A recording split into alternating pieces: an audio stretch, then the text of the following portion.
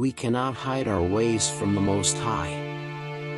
Human laws, though sometimes severe, are often transgressed without detection, and hence with impunity. But not so with the law of God. The deepest midnight is no cover for the guilty one. He may think himself alone, but to every deed there is an unseen witness. The very motives of his heart are open to divine inspection. Every act, every word, every thought, is as distinctly marked as though there were only one person in the whole world, and the attention of heaven were centered upon him. Joseph suffered for his integrity, for his tempter revenged herself by accusing him of a foul crime, and causing him to be thrust into prison. Had Potiphar believed his wife's charge against Joseph, the young Hebrew would have lost his life, but the modesty and uprightness that had uniformly characterized his conduct were proof of his innocence, and yet, to save the reputation of his master's house, he was abandoned to disgrace and bondage. At the first, Joseph was treated with great severity by his jailers. The psalmist says, "His feet they hurt with fetters, he was laid in chains of iron, until the time that his word came to pass, the word of the Lord tried him." Psalm 105 verses 18 and 19, RV.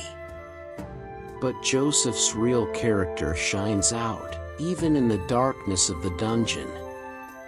He held fast his faith and patience. His years of faithful service had been most cruelly repaid, yet this did not render him morose or distrustful.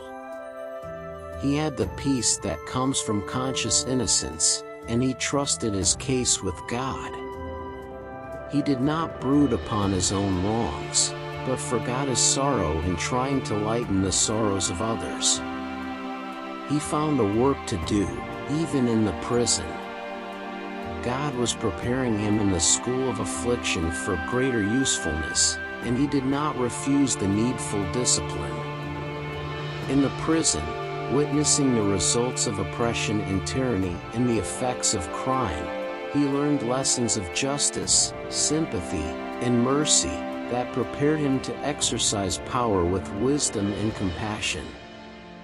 Joseph gradually gained the confidence of the keeper of the prison, and was finally entrusted with the charge of all the prisoners. It was the part he acted in the prison, the integrity of his daily life and his sympathy for those who were in trouble and distress, that opened the way for his future prosperity and honor. Every ray of light that we shed upon others is reflected upon ourselves. Every kind and sympathizing word spoken to the sorrowful, every act to relieve the oppressed, and every gift to the needy, if prompted by a right motive, will result in blessings to the giver. The chief baker and chief butler of the king had been cast into prison for some offense, and they came under Joseph's charge.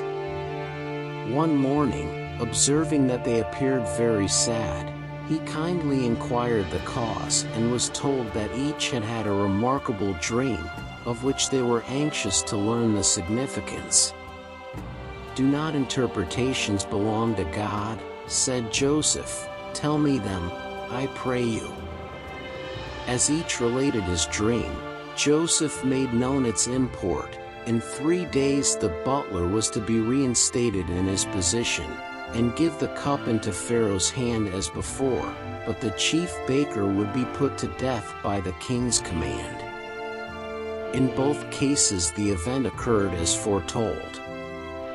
The king's cupbearer had professed the deepest gratitude to Joseph, both for the cheering interpretation of his dream and for many acts of kind attention, and in return the latter, referring in a most touching manner to his own unjust captivity, entreated that his case be brought before the king. "Think on me," he said, "when it shall be well with thee, and show kindness, I pray thee, unto me, and make mention of me unto Pharaoh, and bring me out of this house, for indeed I was stolen away out of the land of the Hebrews, and here also have I done nothing that they should put me into the dungeon." The chief butler saw the dream fulfilled in every particular, but when restored to royal favor, he thought no more of his benefactor. For 2 years longer Joseph remained a prisoner. The hope that had been kindled in his heart gradually died out, and to all other trials was added the bitter sting of ingratitude. But a divine hand was about to open the prison gates. The king of Egypt had in one night 2 dreams, apparently pointing to the same event and seeming to foreshadow some great calamity.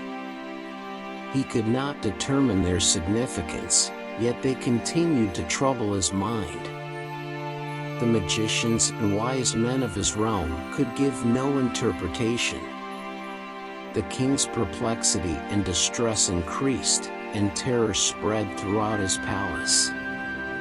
The general agitation recalled to the chief butler's mind the circumstances of his own dream.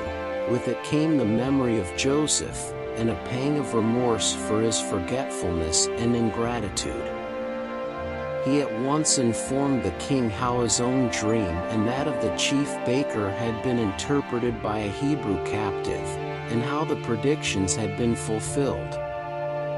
It was humiliating to Pharaoh to turn away from the magicians and wise men of his kingdom to consult an alien and a slave, but he was ready to accept the lowliest service if his troubled mind might find relief. Joseph was immediately sent for. He put off his prison attire, and shaved himself, for his hair had grown long during the period of his disgrace and confinement. He was then conducted to the presence of the king. And Pharaoh said unto Joseph, "I have dreamed a dream, and there is none that can interpret it, and I have heard say of thee, that thou canst understand a dream to interpret it."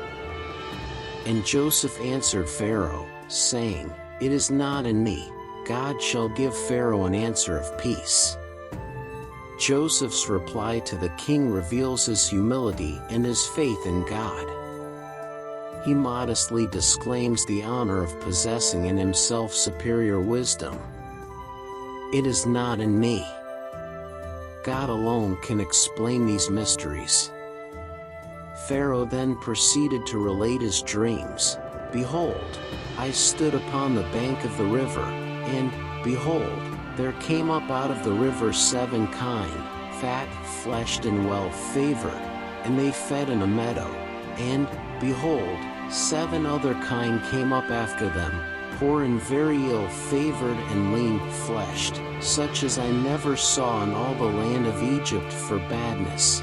And the lean and the ill-favored kine did eat up the first 7 fat kine. And when they had eaten them up, it could not be known that they had eaten them, but they were still ill-favored, as at the beginning.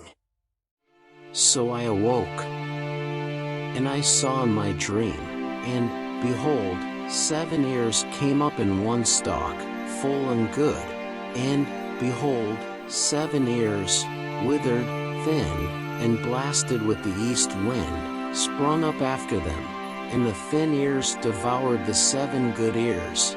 And I told this unto the magicians, but there was none that could declare it to me.